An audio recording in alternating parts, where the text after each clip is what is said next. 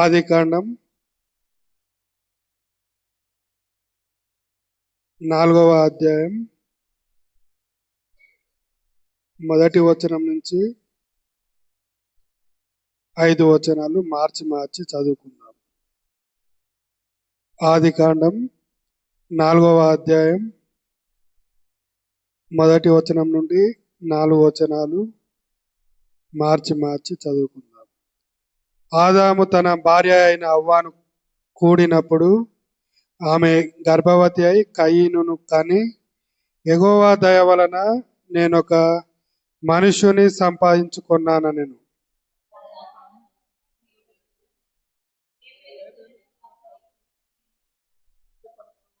కొంతకాలమైన తరువాత కయీను పొలము పంటలో కొంత యెహోవాకు అర్పణగా తెచ్చెను.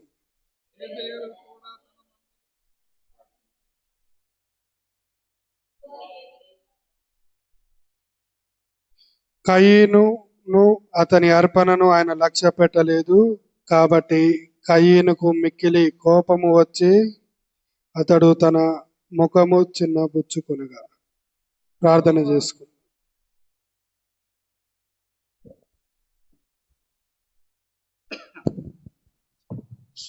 ప్రార్థన. పరిశుద్ధుడు అయిన తండ్రి, ఆదికాండము 4వ అధ్యాయం చదివే ఏర్పాటిచ్చారు. అందును బట్టి వందనాలు. దాసుడు నిలబడుతుంటుండగా ఆత్మాభిషేకమునిమ్ము, మాట్లాడువారు మీరు కారని సెలవిచ్చారు. అంతరంగంలో ఉండి నీ మాటలు అందించి దైవ స్వరాన్ని వినిపించి సంఘ క్షేమాభివృద్ధి నీ నామానికి మహిమ కావాలి.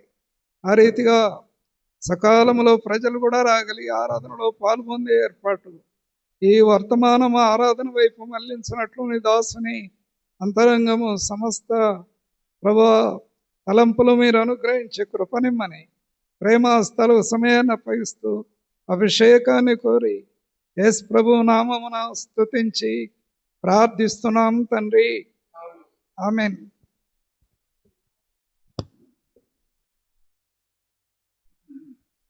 ఓరేపు ప్రార్థనా మందిరం 31వ వార్షికోత్సవం సందర్భంగా మనకు అనుగ్రహించినటువంటి థీమ్ వర్డ్స్ 2 కొరింథీ 10వ అధ్యాయం 18వ వచనం. అందరం చదువుకుందాం. 2 కొరింథీ 10వ అధ్యాయం 18వ వచనం. ప్రభువు మెచ్చుకొనువాడే యోగ్యుడు గాని తన్ను తాను మెచ్చుకొనువాడు యోగ్యుడు కాడు. ఆదికాండం 4వ అధ్యాయం మొదటి వచనం. ఆదాము తన భార్య అయిన హవ్వను కూడినప్పుడు ఆమె గర్భవతి అయి కయీనును కని, యెహోవా దయ వలన నేను ఒక మనిషిని సంపాదించుకున్నానని. మొట్టమొదటి మానవుడు దేవుడు సృజించినటువంటి ఆదాము హవ్వ, వారిద్దరికి పుట్టినటువంటి మానవ జన్మ ద్వారా జన్మించినటువంటి మొట్టమొదటి మానవుడు కయీను. కయీను అనే పేరుకు అర్థం సంపాదన. ఆయన యెహోవా దయ వలన, హవ్వ చెప్తుంది ఆ మాట, యెహోవా దయ వలన నేను ఒక మనిషిని సంపాదించుకున్నాను. మనము భూమి మీద ఉన్నప్పుడు మనకు ఏది కావాలన్నా యెహోవా దయ మనకు అవసరం. అయితే ఆ దయ వలననే కయీనును దేవుడు వారికి అనుగ్రహిస్తూ వచ్చినాడు. అయితే కయీను తర్వాత అతనికి తమ్ముడగు హేబేలు కూడా పుట్టినాడు. కయీను హేబేలు ఇద్దరు అన్నదమ్ములు. కయీను యొక్క వృత్తి భూమిని సేద్యపరిచేటటువంటి వాడు. హేబేలు యొక్క వృత్తి గొర్రెల కాపరి. వారి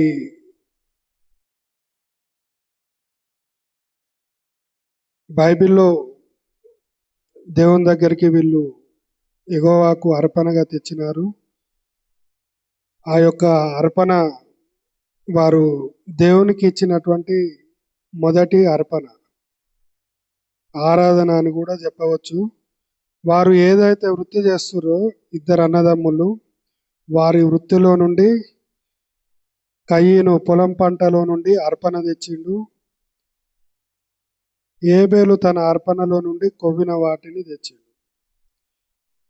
అయితే యెహోవా దేవుడు ఏం చేసిండంటే, ఏబేలు అతని అర్పణను లక్ష్య పెట్టిండు, కయ్యను అర్పణను లక్ష్య పెట్టలేదు. దాన్ని బట్టి కయ్యనుకు కోపం వచ్చింది. వీరు దేవునితో నేరుగా మాట్లాడి అర్పణను అర్పించినట్లుగా మనం ఇక్కడ చూస్తున్నాం. ఈ యొక్క సందర్భంలో దేవుడు వారితోటి డైరెక్ట్ మాట్లాడిండు. దేవునికి వాళ్ళకు అటువంటి సంబంధం ఉంది.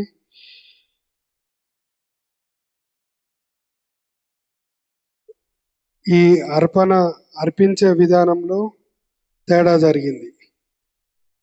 ఆ కయ్యను అర్పణ ఏదైతే ఉందో హృదయపూర్వకంగా ఇయ్యలేకపోయాడు. హేబేలు హృదయపూర్వకంగా ఇచ్చిన దాన్ని బట్టి హేబేలు యొక్క అర్పణను దేవుడు అంగీకరించినటువంటి వాడిగా ఉన్నాడు. అర్పణను ఏ విధంగా ఇయ్యాలని కొన్ని సందర్భాలు మనం చూద్దాం. నిర్గమాకాండం 35వ అధ్యాయం 5వ వచనం.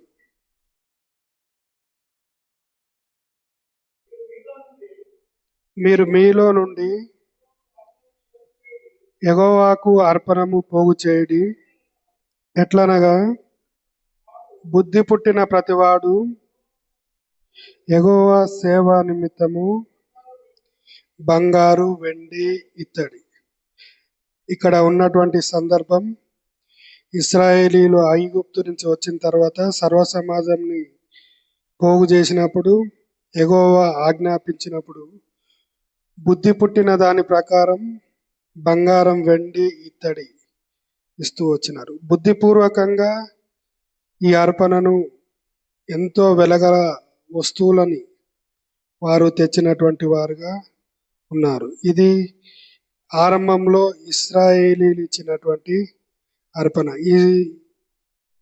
ఈ సంపద మొత్తం వీళ్ళు ఐగుప్తులో నుండి వచ్చినప్పుడు వీరు వెంట తెచ్చుకోరు, ఆ అర్పణను దేవునికి ఇచ్చినారు. నిర్గమాకాండం 35వ అధ్యాయం 29వ వచనం. మోషే చేయవలెనని యెహోవా ఆజ్ఞాపించిన పనులన్నిటి కొరకు ఇశ్రాయేలీలలో పురుషులేమి స్త్రీలేమి తెచ్చుటకు ఎవరి హృదయంలో వారిని ప్రేరేపించును, వారందరూ మనపూర్వకంగా యెహోవాకు అర్పణములను తెచ్చిరి. బుద్ధిపూర్వకంగా వారు 5వ వచనంలో చూసినట్లయితే బుద్ధిపూర్వకంగా తేవాలని ఆజ్ఞ వచ్చింది, బుద్ధిపూర్వకంగా తీసుకొస్తున్నారు. 29వ వచనంకి వచ్చేటప్పటికి మనపూర్వకంగా దేవుడు ఎవరి హృదయంలోనైతే ప్రేరేపించినాడో వారందరూ కూడా మనపూర్వకంగా యెహోవాకు అర్పణలు తెస్తున్నారు. సంఖ్యాకాండం 9వ అధ్యాయం 1వ వచనం. ఐగుప్తు దేశంలో నుండి వారు వచ్చిన తర్వాత 2వ సంవత్సరం మొదటి నెలలో యెహోవా సీనాయి అరణ్యమందు మోషేకు ఇలాగూ ఆజ్ఞాపించెను.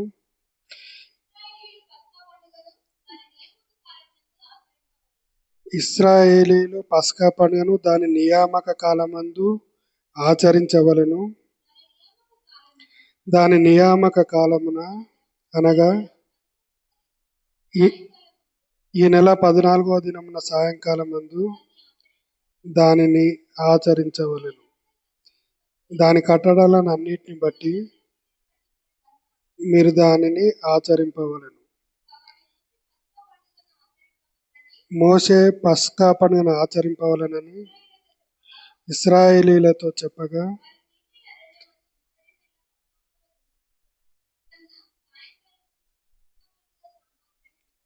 సాయంకాలమందు పస్కా పండుగ సామాగ్రిని సిద్ధపరచను. 7వ వచనం, వారు ఆ దినమున మోషే ఆరోనుల ఎదుటికి వచ్చి మోషేతో, నరశవమును ముట్టుట వలన అపవిత్రులమైతిమి, యెహోవా అర్పణమును దాని నియామక కాలమున ఇశ్రాయేలీల మధ్యను అర్పింపకుండానట్లు ఎలా అడ్డగింపబడుతుందని అడగగా, ఇక్కడ జరిగినటువంటి సందర్భం ఏంటంటే, ఐగుప్తు దేశంలో నుండి ఇశ్రాయేలీలు వచ్చారు. వచ్చిన తర్వాత పస్కా పండుగని దాని నియామక కాలంన ఆచరించవలసినటువంటి సమయం వచ్చింది. దానికోసం వారు పస్కా పండుగ కోసం సామాగ్రిని అంతటి కూడా సిద్ధపరచుకున్నారు. కానీ ఆ సమయంలో ఒక వ్యక్తి చనిపోయినటువంటి నరశవంను ముట్టుట వలన వాళ్ళు అపవిత్రులైనారు. అందువల్ల ఆ పస్కా పండుగని వాళ్ళు ఆచరింపలేకపోయారు. 7వ వచనంలో వాళ్ళ మధ్యలో ఒక సంభాషణ జరుగుతుంది. మోషేతో చెప్తారు, నరశవంను ముట్టుట వలన మేము అపవిత్రులమైనాము. నియామక కాలంలో ఈ మనిషి ఇట్లా చనిపోయిండు, మన అర్పణను అర్పింపలేకపోతున్నాం, పరిస్థితి ఏందని దేవుని యొద్దకు విచారణకు వచ్చినారు. అయితే యెహోవా యొద్ద విచారణ చేసినప్పుడు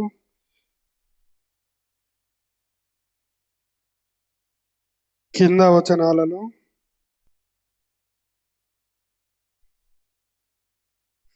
10వ వచనం, మీలో గాని మీ వంశములలో గాని ఒకడు శవంను ముట్టుట వలన అపవిత్రుడైనను దూర ప్రయాణం చేయుచునినను అతడు యెహోవా పస్కా పండుగను ఆచరింపవలెను. నరశవాన్ని ముట్టేటటువంటి పరిస్థితి వచ్చినప్పటికీ కూడా పస్కా పండుగని ఆచరించాలని దేవుని నుండి కఠినమైనటువంటి ఆజ్ఞ వచ్చేసింది. అయితే ఒకవేళ అలాంటి పరిస్థితి ఉన్నా కానీ ఆచరింపకపోతే ఏమవుతుంది? కఠిన పరిస్థితి ఉన్నా కానీ ఆచరించమని ఆజ్ఞ వచ్చింది. 13వ వచనం చదివితే, ప్రయాణంలో ఉండని పవిత్రుడు పస్కాను ఆచరించుట మానిన ఎడల ఆ మనుషుడు తన జనులలో నుండి కొట్టివేయబడును. అతడు యెహోవా అర్పణమును దాని నియామక కాలమున అర్పింపలేదు. ఆ మనుషుడు తన పాపమును తానే భరింపవలెను.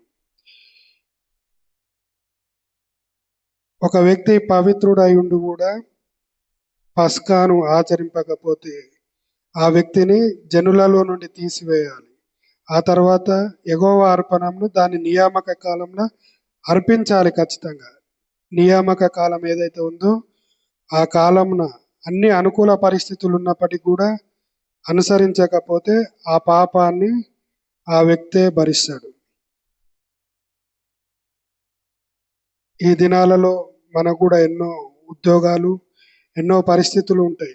నియామక కాలాలంటే మనం దేవుణ్ణి ఆరాధించేటటువంటి ఆరాధన దినాలని ఆచరించాలని ఈ సందర్భంగా మనం అర్థం చేసుకోవచ్చు. లేవ్యాకాండం 23వ అధ్యాయం 28వ వచనం.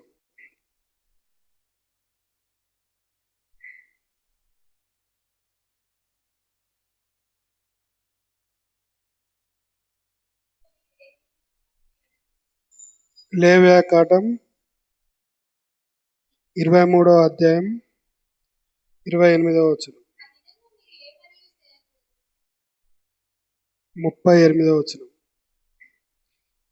ఏ అర్పణ దినమున ఆ అర్పణమును తీసుకొని రావాలి. అర్పణ దినం ఏదైతే ఉందో ఆ దినాననే మనం అర్పణ ఇచ్చేటటువంటి వారముగా ఉండాలి. అపోస్తల కార్యం 4వ అధ్యాయం చూసినట్లయితే అననీయ సఫీరా అనే జంట మనకు కనబడుతుంది. అపోస్తల కార్యం 4వ అధ్యాయం. ఆ దినాలలో ఉన్నటువంటి పరిస్థితులు ఏంటంటే, పేదరికం, బీద పరిస్థితులు ఉన్నప్పటికీ అనేక మంది భక్తులైనటువంటి వారు విశ్వాసులైనటువంటి వారు వారి దగ్గర ఉన్నటువంటి ఆస్తిని అంతా తెచ్చి అపోస్తలుల పాదాల యొద్ద అంటే దేవుని మందిరానికి ఇస్తున్నారు. ఎవరికంతలా వాళ్ళే వాళ్ళ ఇండ్లని భూములను అమ్మి దేవుని మందిరానికి ఇస్తున్నటువంటి సందర్భం. స్వచ్ఛందంగా వాళ్ళే ముందుకు వస్తారు. 4వ అధ్యాయం 34వ వచనం. భూములైనను ఇండ్లైనను కలిగిన వారందరూ వాటిని అమ్మిన వాటి వెల తెచ్చి అపోస్తలుల పాదముల యొద్ద పెట్టుచూ వచ్చిరి. వీళ్ళెంతో హృదయపూర్వకంగా వాళ్ళకున్న ఆస్తులన్నిటిని అమ్మి వాటి వెల తెచ్చి అపోస్తలకు ఇచ్చేస్తున్నారు. 5వ అధ్యాయంలో మనకు ఒక జంట కనపడుతుంది. ఆ తెచ్చినటువంటి ఆస్తిని ఏం చేస్తారు అంటే వారి అక్కల కొలది పంచిపెడుతురు. ఎవరు జమ చేసుకోవడం కానీ దాచిపెట్టడం కానీ చేయట్లేదు. వారి అక్కరలను బట్టి వాటిని పంచిపెట్టినప్పుడు ఎవరికి ఏది తక్కువ కాకుండా ఉంది. అదే సందర్భంలో 5వ అధ్యాయం అననీయ సఫీరా అనేటటువంటి వ్యక్తులు ఇద్దరు, భార్యాభర్తలు ఇద్దరు కలిసి వారు పొలాన్ని అమ్ముతారు. పొలాన్ని అమ్మి కొంత దాచిపెట్టుకుంటారు. పరిస్థితులు ఎట్టుంటాయో ఏమవుతాయో అంతా దేవుని మందిరానికి ఇచ్చేస్తే ఎట్లా, సంఘానికి ఇచ్చేస్తే ఎట్లా అనేసి దాన్ని వాళ్ళు అమ్మిన తర్వాత కొంత దాచిపెట్టుకొని కొంత అపోస్తల పాదాల యొద్దకు తీసుకొని పోయినప్పుడు ఆ సందర్భంలో పేతురు అననీయ 3వ వచనం. అప్పుడు పేతురు అననీయ, నీ భూమి వెలలో కొంత దాచుకొని పరిశుద్ధాత్మను మోసపుచ్చుటకు సాతాను ఎందుకు నీ హృదయంలో ప్రేరేపించను? నీ దగ్గర ఉన్నప్పుడు నీదే, నువ్వు దాన్ని సగం తీసుకొని సగం నీ దగ్గర పెట్టుకున్నావు, అబద్ధం ఆడినావు అనగానే ఆ వ్యక్తి అక్కడే చనిపోతాడు. ఆ సంగతి తెలియకుండా భార్య వస్తుంది. కాసేపటికి ఆమెను కూడా అడిగినప్పుడు అంతకే అమ్మినామని చెప్తుంది. ఆమె కూడా వెంటనే చనిపోతుంది. అది వారి సొమ్మే అయినప్పటికీ కూడా అబద్ధం ఆడిరు. ఆ అబద్ధం ఆడిన దాన్ని బట్టి అననీయ సఫీరా ఇద్దరు కూడా చనిపోతారు. ఇక్కడ కయ్యను కూడా అంతే, హృదయపూర్వకంగా లేని దాన్ని బట్టి ఆదికాండం 4వ అధ్యాయం 5వ వచనంలో తన అర్పణను బట్టి ముఖాన్ని చిన్నబుచ్చుకుంటాడు. 4వ అధ్యాయం 5వ వచనం. కయ్యనును అతని అర్పణను ఆయన లక్ష్య పెట్టలేదు కాబట్టి కయ్యనుకు మిక్కిలి కోపం వచ్చి అతడు తన ముఖము చిన్నబుచ్చుకోవాలి. అననీయ సఫీరాల పరిస్థితి వాళ్ళదే అయినప్పటికీ వాళ్ళు సరైన పద్ధతిలో అర్పణను అర్పించలేక వారు మృతమైనారు. ఆదికాండం 4వ అధ్యాయంలో కయ్యను కూడా సరైనటువంటి అర్పణను అర్పించని దాన్ని బట్టి శాపాన్ని పొందిండు. శాపం పొందిన తర్వాత మరణాన్ని కోరుకుండు. దేవుని కరుణించమని అడిగినప్పటికీ కూడా కరుణ లేకుండా జరిగిపోయింది. నాకు చావు కావాలి, నన్ను ఎవరు చూస్తే నన్ను వాళ్ళు చంపేయాలి అనేసి చావును కోరుకున్నప్పుడు దేవునికి కోపం వచ్చి, నిన్ను చంపినోడు నీకంటే ఎక్కువ ఏడంతల శిక్ష కలుగుతుంది, నిన్నెవరు చంపొద్దు, నువ్వు దేశదిమ్మరు అనేసి మొట్టమొదటి మానవ జన్మ ద్వారా జన్మించినటువంటి మానవుడు, దేవునితో సంబంధాన్ని కలిగి ఉన్నటువంటి మానవుడు దేశదిమ్మరి అనేటటువంటి ఒక ముద్రని కలిగి ఉండి తాను పతనానికి గురైనటువంటి వాడుగా ఉన్నాడు. దేవుడు హృదయాలను చూచేటటువంటి వాడు. దేవుడు హృదయాలను చూసిండు కాబట్టి అననీయ సఫీరాలు కయ్యను కూడా నాశనాన్ని కోరి తెచ్చుకున్నారు. 1 సమూయేలు 16వ అధ్యాయం 7వ వచనం.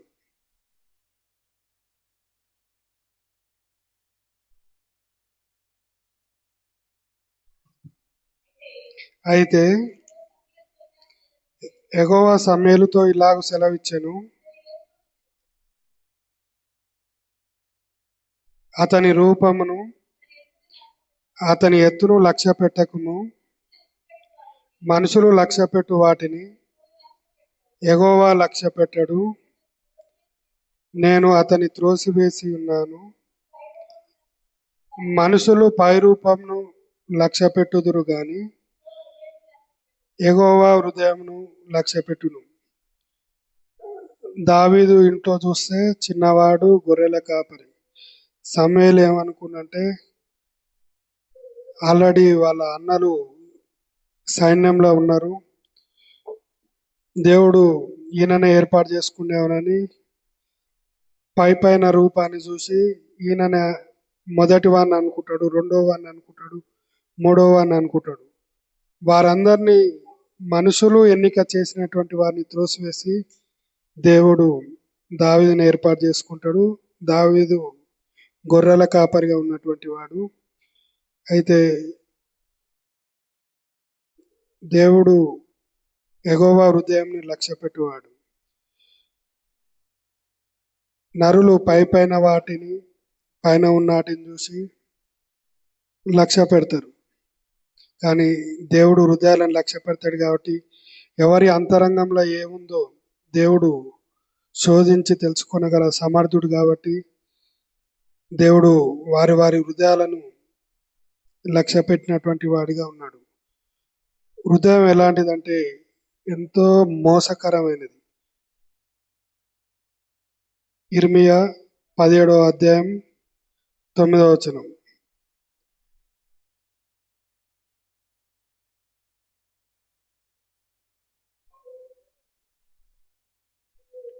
హృదయము అన్నిటికంటే మోసకరమైనది, అది ఘోరమైన వ్యాధి గలది. మానవ హృదయం ఎంతో మోసకరమైనది. కుయుక్తితో నిండినటువంటి హృదయం ఉంటుంది. దేవుడు వాటన్నిటిని ఎరుగునటువంటి వాడు, ఎలాంటి హృదయాన్ని కలిగి ఉన్నాడు. అయితే హృదయ శుద్ధి అనేటటువంటిది కలిగినటువంటి వారంగా ఉండాలి. మత్తయి 5వ అధ్యాయం 8వ వచనం. హృదయ శుద్ధి గలవారు ధన్యులు, వారు దేవుని చూచెదరు. హృదయ శుద్ధి అనేది మనం కలిగి ఉండాలి. అది కలిగి ఉన్నటువంటి వారు ధన్యులు. హృదయ శుద్ధి కలిగినటువంటి మానవులు దేవుని చూస్తారు. హృదయ శుద్ధి లేకపోతే భూ సంబంధమైనటువంటి వాటి మీదనే ధ్యాస కలిగి ఉంటారు. యోబు అయితే వారి కుమారులు, కుమార్తెలు హృదయంలో ఏమైనా పాపం చేసిరేమో అని తనకు తాను ఆలోచించుకొని ప్రతిరోజు వారి నిమిత్తం బలులు అర్పించేటటువంటి వాడిగా ఉన్నాడు.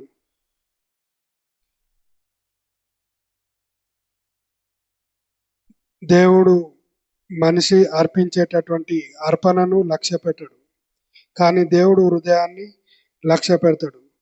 నెహెమ్యా అధ్యాయం 13వ వచనం, 31వ వచనం.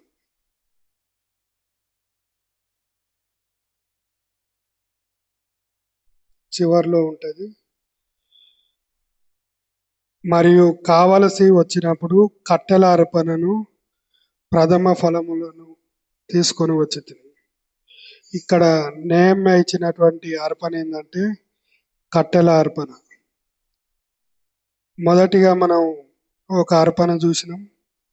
పంట నుంచి అర్పణ తెచ్చినటువంటి వ్యక్తి కయీను. ఆ తర్వాత హేబెలు తెచ్చినటువంటి అర్పణ క్రొవ్వినటువంటి పశువులు. అననీయ సఫీరాలు భూమి వెల తెచ్చిరు. అపోస్తలు కూడా భూముల వెలలను తెచ్చిరు.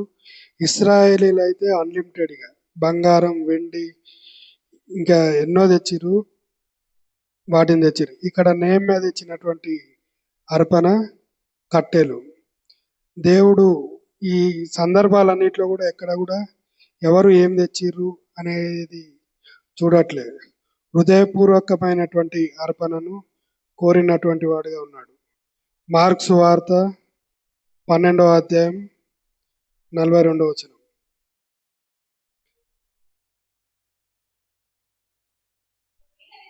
ఒక బీదవలురాలు వచ్చి 2 కాసులు వేయగా ఆయన తన శిష్యులను పిలిచి, కానుక పెట్టెలో డబ్బులు వేసిన వారందరికంటే ఈ బీద విధవరాలు ఎక్కువ వేసిరని మీతో నిశ్చయంగా చెప్పుచున్నాను. యేసు ప్రభు వారి సమయంలో ఒక వ్యక్తి దేవాలయంలోనికి వచ్చి, అనేక మంది ఎంతో సొమ్ము వేస్తున్నారు, అయినప్పటికీ కూడా దేవుడు హృదయాలను ఎరిగినటువంటి వాడు కాబట్టి ఒక బీద విధవరాలైనటువంటి వ్యక్తి తనకున్నటువంటి అర్పణను తనకు వేసినప్పుడు యేసుక్రీస్తు వారు వారందరికంటే ఎక్కువగా ఈ వ్యక్తే చేసింది అనేది చెప్తాడు. మనమైతే ఎవరు ఎంత అర్పణ ఏది గొప్పగా వేసిరు అనేది చూస్తాం, కానీ దేవుడు హృదయాలను ఎరిగినటువంటి వాడు కాబట్టి చిన్న అర్పణ, తక్కువ సమర్పణ అయినప్పటికీ కూడా వారి హృదయాన్ని ఎరిగి దాన్ని ఎంతో గొప్పగా చేస్తున్నాడు. యెహోషువ 14వ అధ్యాయంలో యెహోషువ అంటాడు, నిన్ను మనసుతో ఆయన దేవుని ఆరాధించేటటువంటి వాడుగా ఉన్నాడు, అనుసరించేటటువంటి వాడుగా ఉన్నాడు. నిర్గమాకాండం 35లో బుద్ధిపూర్వకంగా మనపూర్వకంగా బంగారం వెండి సమస్తాన్ని ఇశ్రాయేలీలు తెచ్చినటువంటి వారుగా ఉన్నారు.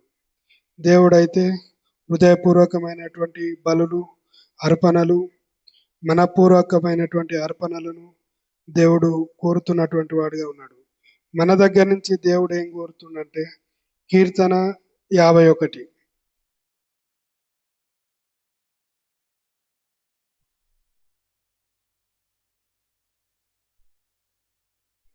కీర్తన 51వ అధ్యాయం 16వ వచనం 17వ వచనం.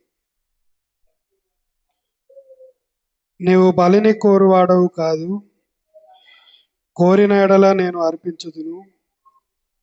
దహన బలి నీకు ఇష్టమైనది కాదు, విరిగిన మనసే దేవునికి ఇష్టమైన బలులు.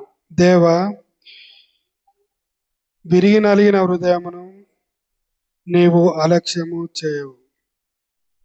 మన దేవుడు బలిని కోరేటటువంటి వాడు కాదు, దాన బలి ఆయనకి ఇష్టమైనది కూడా కాదు. విరిగిన మనసు దేవుడు మన వద్ద నుంచి కోరుతున్నాడు. విరిగి నలిగిన హృదయాన్ని లక్ష్య పెట్టేటటువంటి వాడు దేవుడు. అయితే విరిగి నలిగినటువంటి హృదయ కలిగినటువంటి వారిని లక్ష్య పెట్టేటటువంటి దేవుడు మన కొరకు తన్ను తాను అర్పణగా బలిగా అర్పించుకున్నాడు. ఎఫెసీ పత్రిక 5వ అధ్యాయం 2వ వచనం.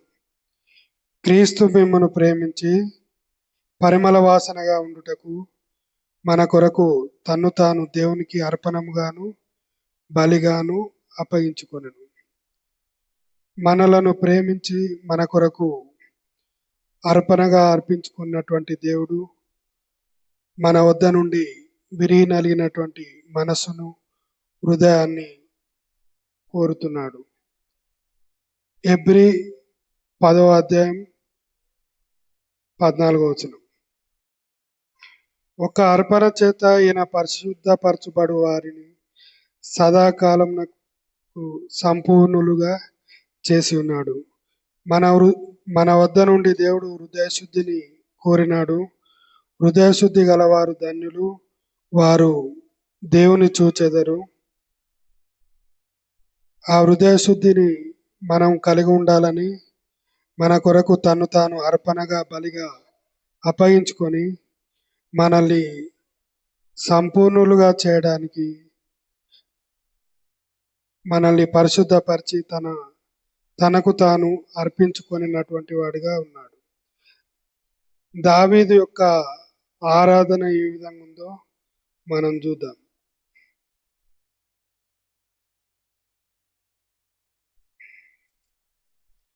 కీర్తనలు 9వ అధ్యాయం 1వ వచనం. నా పూర్ణ హృదయముతో నేను యెహోవాను స్తుతించెదను.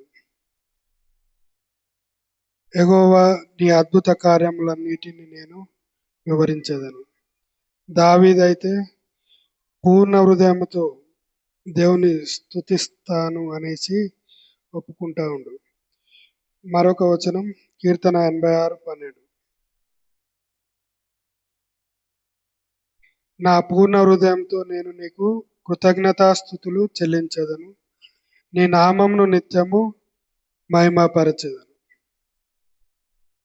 పూర్ణ హృదయంతో కృతజ్ఞతాస్థుతులు చెల్లిస్తాను అని చెప్తుండు. నిత్యము దేవుణ్ణి మహిమపరుస్తాను అని చెప్తుండు. మన కొరకు అర్పించుకున్నటువంటి దేవునికి మనం కృతజ్ఞతాస్థుతులు చెల్లించేటటువంటి వారంగా ఉండాలి. దేవుని మహిమపరిచేటటువంటి వారంగా ఉండాలి. పూర్ణ హృదయంతో దేవుని స్తుతించేటటువంటి వారంగా ఉండాలి. దేవుడు మన దగ్గర నుంచి కోరేటటువంటి అర్పణ పూర్ణ హృదయంతో విరిగి నలిగినటువంటి మనస్సుతో మనం దేవుడు మన కోసం తాను బలి అయినాడు, మనల్ని పరిశుద్ధపరచడానికి సిద్ధపరిచినాడు. ఆ దేవుని యొక్క అర్పణను బట్టి మనము ఈ తలంపులతో దేవుణ్ణి ఆరాధిద్దాం. పాట పాడదాం.